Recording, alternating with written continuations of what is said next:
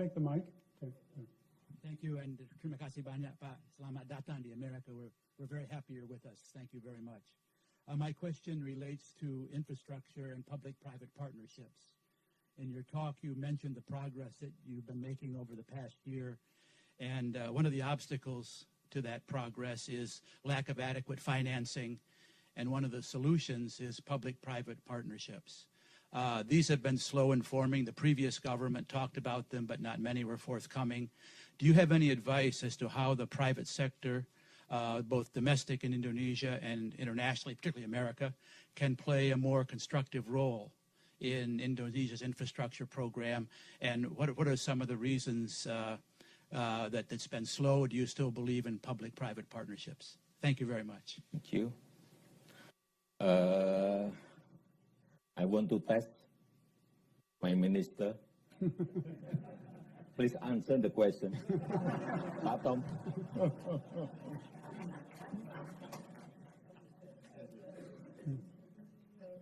But don't speak longer than my speech.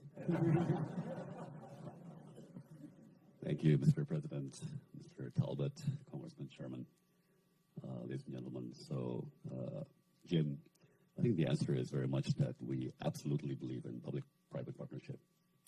I think, as the President pointed out, it's only been 1 year. And as many of you know, it's been a very busy year, very eventful, admittedly, sometimes a bit bumpy, but absolutely.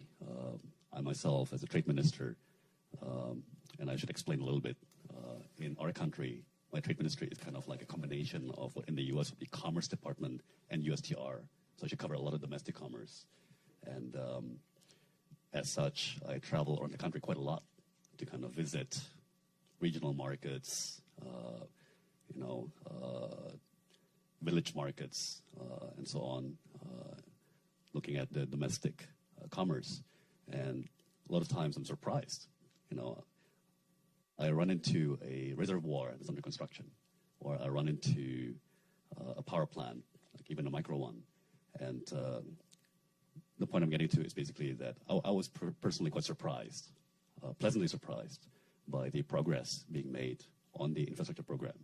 It's probably something that we're not conveying much or sufficiently, but really I was quite surprised. I think the reservoirs in particular, there's 16 under construction right now, 65 in total in President Jokowi's program, and just one got switched on a couple of weeks ago in Jati Gede. Is going to irrigate 90,000 hectares of rice paddy. And as many of you might be aware, without irrigation, rice paddy can only be harvested once a year. With irrigation, it can be harvested twice a year, right? So, another one in West Java also, like the Jati Gede, was under construction from Korean contractors.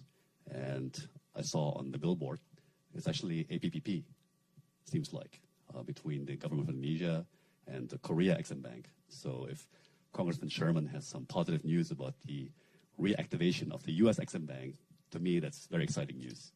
And also you explain about the power plant in Batang. This is also yes. PPP. That's right. So indeed,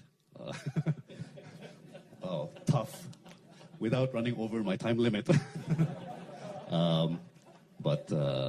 Yes, so Batang Power Station is a PPP.